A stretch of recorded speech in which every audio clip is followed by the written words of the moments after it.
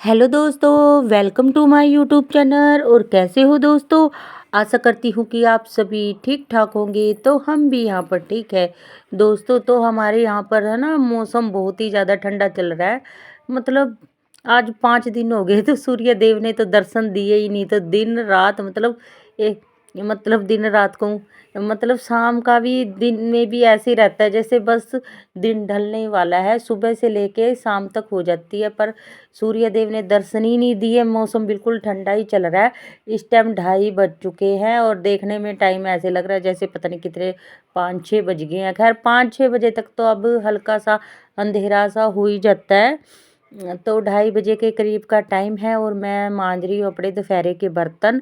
और तो बस काम तो सारा दिन ऐसे ही चलता रहता है। और बस एक और काम तो हम हाउस वाइफ के कभी ख़त्म ही नहीं होते। और बस कभी कभी मतलब कई औरतें तो नहीं, घर के काम करने करने में ही तनाव इतना लेके बैठ जाती है ना, बस पूछे ना। मैंने कई औरतों को देखा है, छोटी छोटी बातों को इतना टेंशन ले जाती है ना, बस कुछ ना। ये तो ऐसी सी मतलब मेरी बहनों, टेंशन लेने की कोई ज़रूरत नहीं है। आज के ज़माने में ना सभी को खुश करना ना बहुत ही मुश्किल है। तो कभी भी ना सबको खुश करना है, करने की उम्मीद है ना वो छोड़ दो। अपने लिए खुश रहना सीखो, दूसरे से कभी उम्मीद ना रखो। क्योंकि आज का ज़माना है ना, आप चाहकर भी अगर किसी को खुश करना चाहोगी ना, तो चाहकर भी आप किसी को खुश नहीं कर सकती। तो किसी को खुश करने की कोशिश मत करो, ये फालतू की टेंशन मत लो। अगर आप बिल्कुल ही टेंशन फ्री बिंदास रहना चाहती है ना, तो ये तो वहम करना, अपना वहम आना अपने दिल का निकाल दो कि आप किसी को खुश करोगे। आप आना अपनी गर्दन भी कटवा लोगी ना, या तत्ते तवे पे भी बैठ के कुछ भी करोगी ना भी, हाँ हम आपके लिए ये सब कुछ कर रहे हैं, तब भी है ना कोई आपके कामों में सब में नुक्स निकालते हैं। पर आप ना जितना दिन में आपसे जो होता है ना वो करो, और टेंशन फ्री रहा करो। और जितना हो सके तो खुद के लिए भी 5-10 मिनट रोज़ निकाल लिया करो। ये ना छोटी छोटी बातें हैं पर बहुत ही मोटी बातें हैं। कभी भी आप अपनी ज़िंदगी में ये बातें अपना के देखना कि सभी को खुश करना वाली उम्मीद आप छोड़ दो।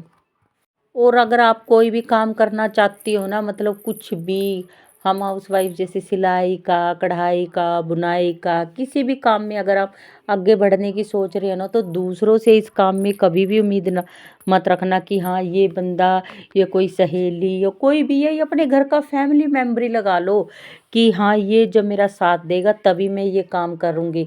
तो दूसरों से उम्मीद करना छोड़ दो। हम दूसरों से उम्मीद लगा कर बैठे रहते हैं ना, तो जो काम करो अपने दम से ही करो। दूसरे आपकी उम्मीद को तोड़ेंगे ही, आज नहीं तो कल उनसे आपको निराशा ही मिलेगी।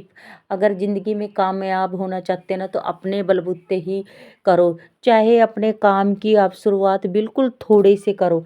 और वैसे भी है ना, कहते हैं ना, करत करत अभ्यास ते जड़मति होत सुजान, रसरी आवत जात ते सिल पर परत निशान। कहने का मतलब ये है कि आप अगर निरंतर कोशिश करते रहेंगे तो आपको सफलता तो एक दिन मिल ही जाएगी। बस आप दूसरों से उम्मीद मेरी बहनों कभी भी मत लगा के रखना कि हाँ दूसरा मेरा ये काम करेगा तभी मेरा ये काम पूरा हो सकेगा। देखो माँ के पेट से तो कोई भी नहीं सीख के आया। जिससे आप उम्मीद लगा के बैठे हैं ना, तो शायद आप अगर कोशिश करोगे ना, तो आप उनसे भी ज़्यादा आगे निकल सकती हो। तो दूसरों से उम्मीद मत रखो। जो भी काम करना है खुद के ही दम पे करना सीखो। जैसे बहनों, मैं खुद की बात बता रही हूँ, आपको देखने में तो मैं एक घरेलू सी गृहिणी लगूंगी, पर मैं आपको अपनी बात बता रही हूँ। मैं अपनी कोई बड़ाई नहीं गा रही, मैं खुद की अपनी बात बता रही हूँ।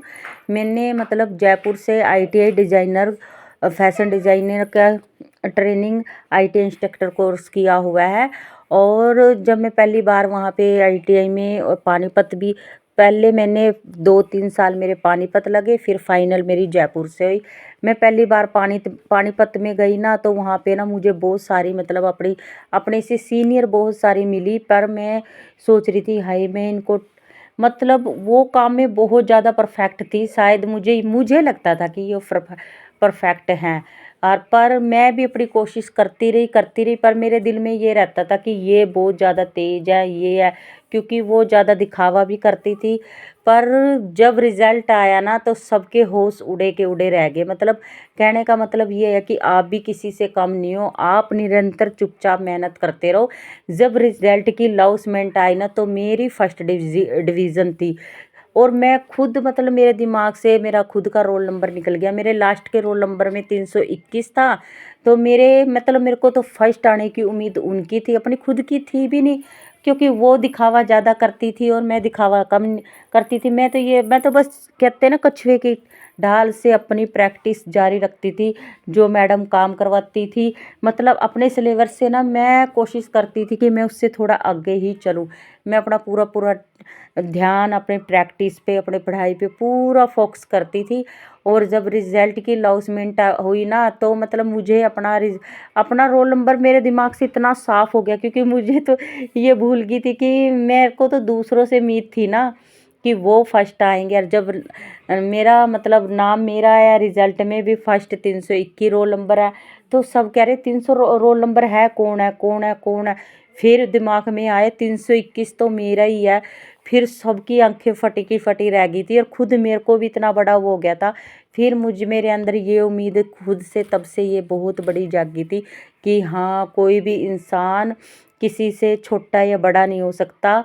बस अपनी मेहनत से एक छोटा सा भी बहुत आगे निकल सकता है, अपनी प्रैक्टिस से आगे निकल सकता है। उस टाइम में मैंने एक अच्छी खासी नैनीताल की एक सुपर माइंड लड़की को पीछे पछाड़ दिया था। मतलब उसके हाथ में इतनी फिनिशिंग थी, उसके हाथ में बहुत मतलब ये नहीं मैं मानती कि मतलब उसके हाथ में बहुत ही साफ सफाई और हर काम वो बहुत ही बेखूबी से करती थी। उस लड़की को मैंने अपनी मेहनत के दम पे उसको पछाड़ दिया था।